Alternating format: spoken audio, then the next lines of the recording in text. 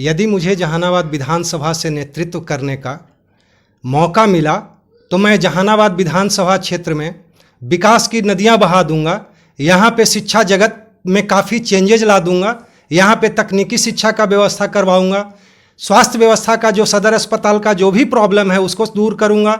किसानों के लिए सिंचाई व्यवस्था का दूर करूंगा। बेरोजगारी के लिए यहाँ पे छोटे छोटे उद्योग लगवाऊंगा, जिससे यहाँ की जनता, यहाँ की श्रमिक को यहीं पे रोजगार मिले, कहीं दूसरे जगह जाने की ज़रूरत नहीं है। तथाकथित सुशासन बाबू की सरकार में यहाँ सब कुछ, शिक्षा व्यवस्था, स्वास्थ्य व्यवस्था, सारी चीज़ें ठप पड़ा है, चौपट है। मैं हूँ कृष्ण मुरारी, आप देख रहे हैं बिहार लाइव 7। बिहार लाइव 7 में आपका स्वागत है।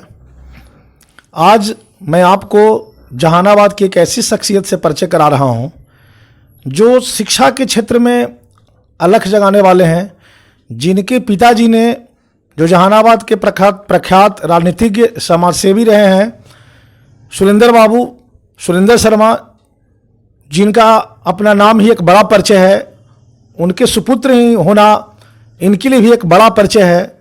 संजीव कुमार उर्फ बबलू के नाम से जाने जाते हैं।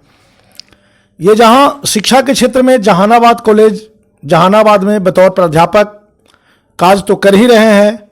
वित्तरहित शिक्षा नीति की जो डिग्री कॉलेज की बिहार की संगठन है, उसके जिलाध्यक्ष भी हैं। राजनीति में युवा चेहरे की बात हो रही है तो युवा भी हैं, तो लेते हैं इनकी राय राजनीति के बारे में। लोगों में जहानाबाद से इनके चुनाव, विधानसभा चुनाव लड़ने की चर्चा भी है, ये क्या कहते हैं उस पर? नमस्कार। जैसा आपके माध्यम से मुझे पता चला कि मेरी चर्चा भी है राजनीतिक क्षेत्रों में कि मैं भी चुनाव लड़ने वाला हूं, तो सबसे पहले जिनके माध्यम से आवाज़ आप तक पहुंची और आपके माध्यम से मेरे पास पहुंची, सबसे पहले मैं उन्हें हार्दिक धन्यवाद देता हूं कि जो मुझे इस रूप में मुझे भी देख रहे हैं। ऐसी चर्चा मेरे तरफ से तो अभी नहीं आई है, मैंने कहीं भी, मेरी महत्वाकांक्षा नहीं है और मैंने अभी अपनी इच्छा व्यक्त भी नहीं किया है। लेकिन यदि ऐसा मौका मिलता है, पार्टी, चूँकि मैं जिला कांग्रेस कमेटी से जुड़ा हूँ, अगर पार्टी का नेतृत्व, पार्टी यदि मुझे इस प्रकार की जिम्मेदारी देना चाहेगी तो मैं इसके लिए सहर्ष तैयार हूँ और मैं यथासंभव जीतने का प्रयास भी करूँगा। अभी बिहार में कांग्रेस की गठबंधन आरजेडी के साथ है और जहानाबाद की जो विधानसभा सीट है राजद की परंपरागत सीट रही है। इसके पहले स्वर्गीय मुद्रिका सिंह यादव यहाँ के विधायक थे, अभी उनके पुत्र कुमार कृष्ण मोहन उर्फ सुदय यादव यहाँ से विधायक हैं। तो आपको क्या लगता है, वैसे हालात में यहाँ से कांग्रेस को ये सीट दी जा सकती है? जहाँ तक राजद और कांग्रेस की गठबंधन की बात है, तो जो भी पार्टी नेतृत्व, शीर्ष पार्टी फैसला करेगी वो सबको सर्वमान्य है।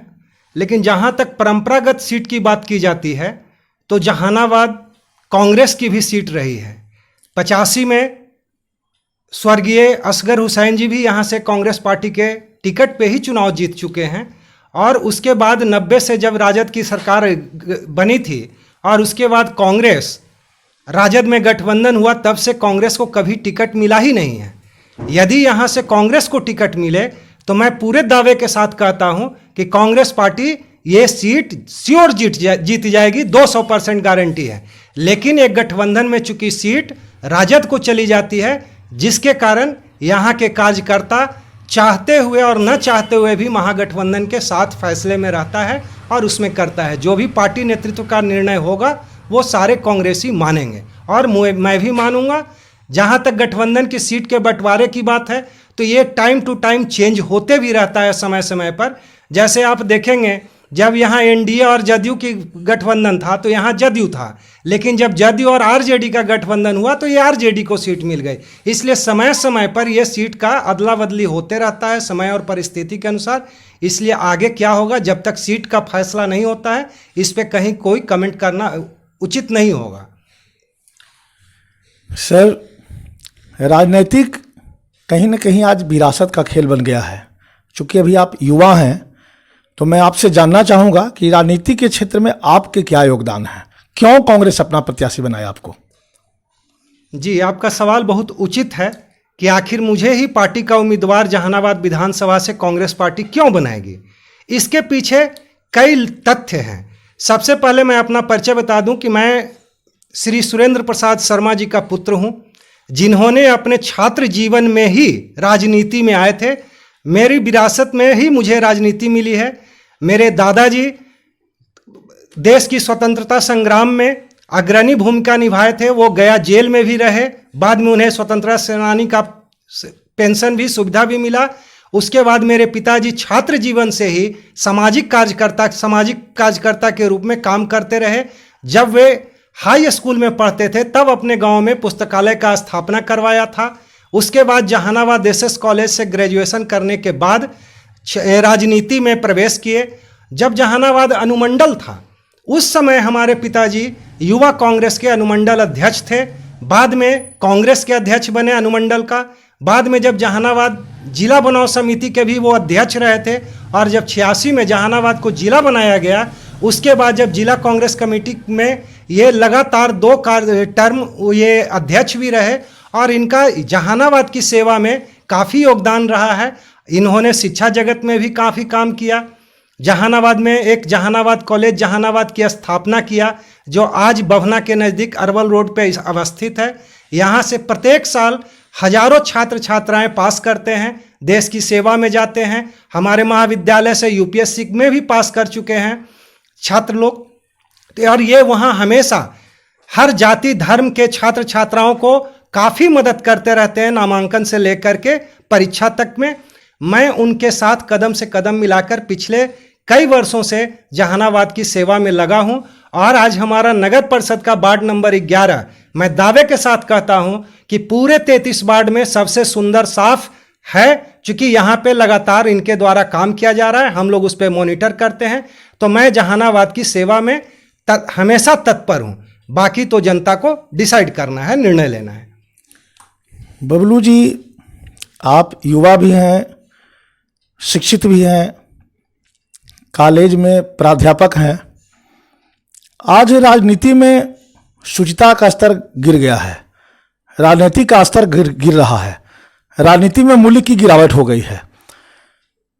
तो मैं आपसे जानना चाहूँगा कि इस पर आपके क्या विचार हैं। देखिए, राजनीति में शुरू से जब इतिहास देखा जाए तो हमेशा कुछ अच्छे लोग होते हैं, कुछ बुरे लोग भी होते हैं। हर व्यक्ति का, हर राजनीतिक पृष्ठभूमि वाले व्यक्ति का अलग अलग नेचर होता है, व्यवहार होता है। आप जहानाबाद जिला का ही कांग्रेस पार्टी के अगर इतिहास देख लिया जाए तो हमारे यहाँ एक स्वर्गीय रमाश्रय बाबू थे जो बहुत मृदु स्वभाव के व्यक्ति थे, लेकिन उसी समय दूसरे एक कांग्रेसी थे जो काफ़ी उत्तेजित भावना के व्यक्ति थे। तो पार्टी में या समाज में हर तरह का व्यक्ति होता है।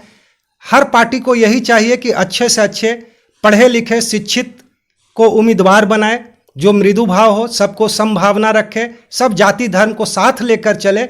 तभी इसमें जो गिरावट आते जा रही है इससे मुक्ति मिल सकती है। लेकिन होता यह है कि पार्टी अपनी सीट निकालने के लिए कहीं कहीं किसी अपराधी छवि वाले लोगों को दे दी उम्मीदवार बनाती है, जो कहीं कहीं से जीत भी जाते हैं और वो राजनीति का मूल्य गिराते जा रहे हैं। तो ये हर पार्टी को चाहिए कि स्वच्छ छवि वाले, शिक्षित को, मृदु भाव हो, वैसे व्यक्ति को ही उम्मीदवार अधिक से अधिक बनाए, ताकि राजनीति स्वच्छ हो, देश का विकास हो, राज्य का विकास हो, विधानसभा का विकास हो।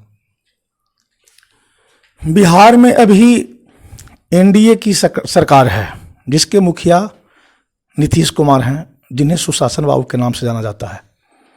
क्या कहना है इस पर आपको?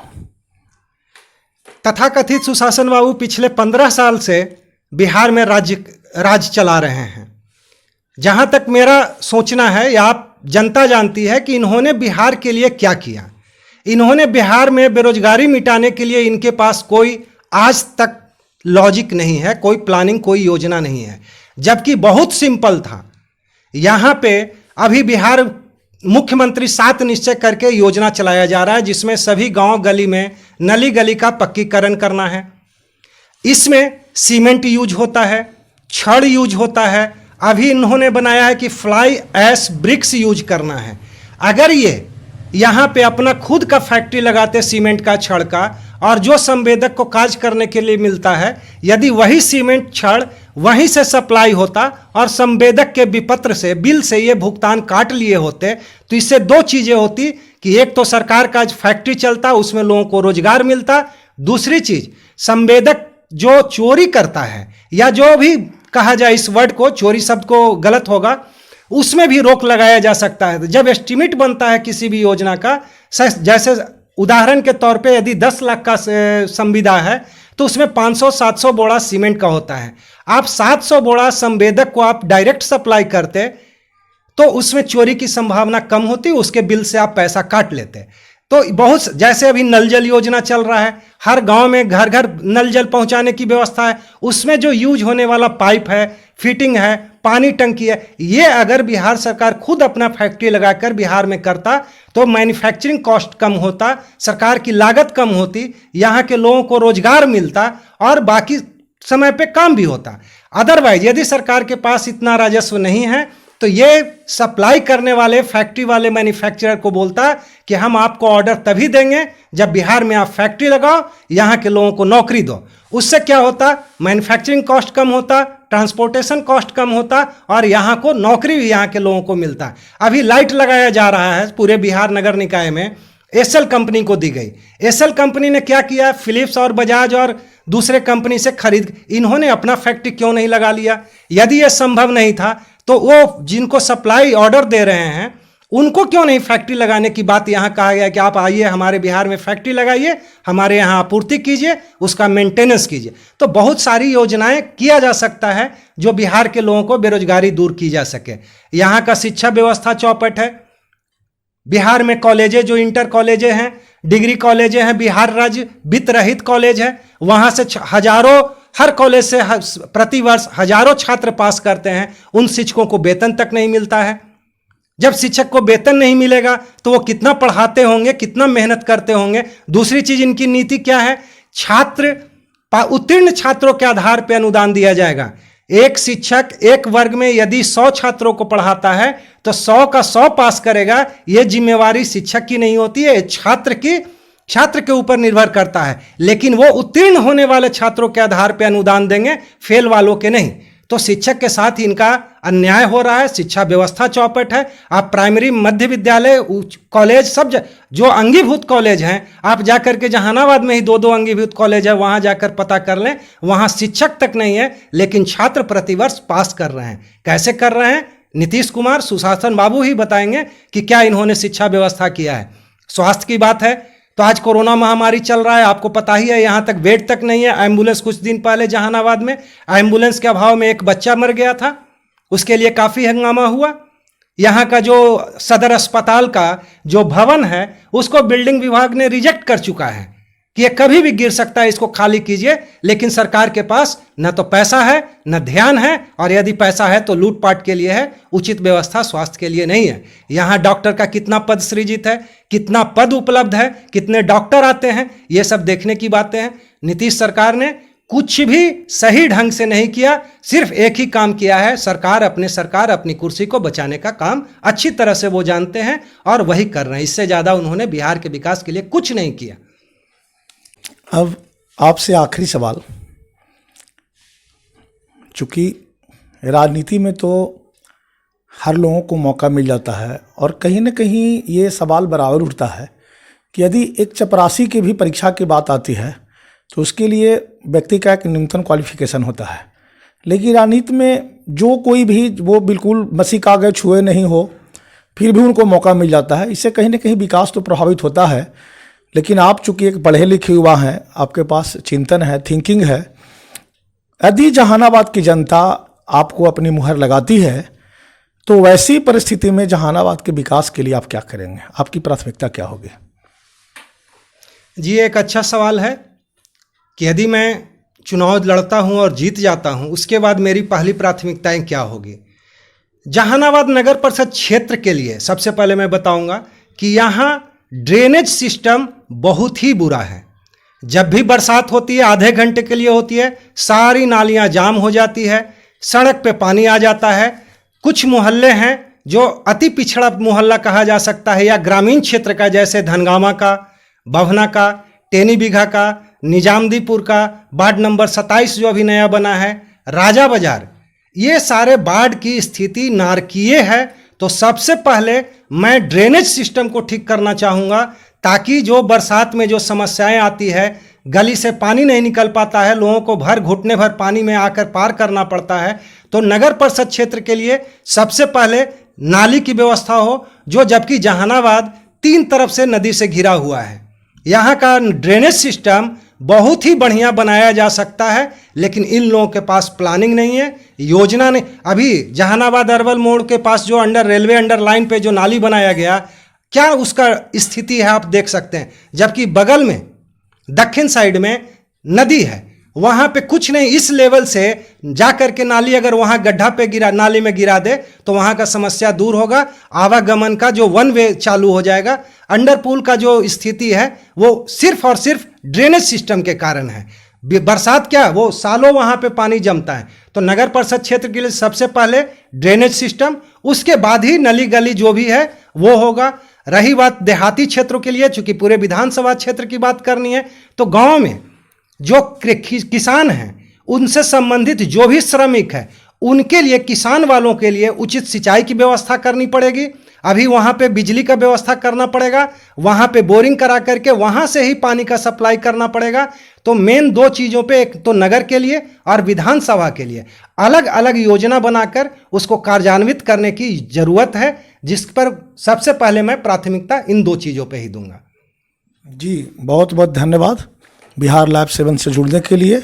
अभी आप सुन रहे थे, ये हैं प्रोफेसर संजीव कुमार, जहानाबाद कॉलेज जहानाबाद में व्याख्याता हैं, शिक्षा के क्षेत्र में हैं, राजनीति के क्षेत्र में हैं, युवा हैं, काफ़ी आग है इनके अंदर, विकास की भावना है इनके दिल में, एक उत्साह है, एक उमंग है, और इनकी बातों से ऐसा लगता है ये उत्साहित हैं कि जहानाबाद की जनता, कांग्रेस पार्टी मुझे एक बार मौका देगी, जहानाबाद की जनता मुझे अपना प्रत्याशी चुनेगी, अपना मुहर लगाएगी, तो मैं जहानाबाद में विकास की गंगा बहा दूंगा, जहानाबाद को एक नई जहानाबाद बनाऊंगा, जहानाबाद को एक नई ऊंचाई दूंगा।